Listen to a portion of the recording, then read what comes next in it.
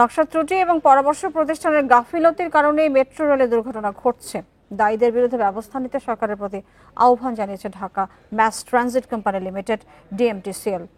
সোমবার উত্তরায় ডিএমটিসিএল এর কার্যালয়ের সংবাদ সম্মেলনে এইসব কথা বলেন ব্যবস্থাপনা পরিচালক ফারুক আহমেদ। এ সময় তিনি আরো বলেন, নির্মাণের সময় নকশা সঠিক ছিল না, নিম্নমানের সামগ্রী দিয়েছে ঠিকাদার প্রতিষ্ঠান। এসবের দায় বর্তমান কর্তৃপক্ষের নয়।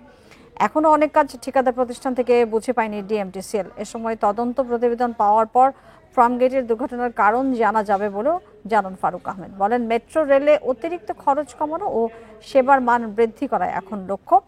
এবারটি 6 লাইনের পুরো সিস্টেম তৃতীয় পক্ষ দিয়ে পরীক্ষা করা হবে, যেন সমস্যা সমাধান করা যায়। পাশাপাশি কমলাপুর অংশের কাজ আগামী বছরের ডিসেম্বরের মধ্যে শেষ হবে বলেও জানান মেট্রো রেলের ব্যবস্থাপনা কর্তৃপক্ষ। কুইক রিভিউ করে ভিজুয়ালাইজ করতেছি, সবগুলি পিলার আবার রিভিজিট করতেছি। গত 4-5 দিন যাবত কন্টিনিউয়াস দেখে করা হচ্ছে, এক একদিন 10টা 12টা 15টা করে রাখতে কাজ চলতেছে, যাতে কোনো লেভেলে দেখলেই আমরা ওটার সাথে মিটিগেশন মেজার নিচ্ছি সাথে সাথে।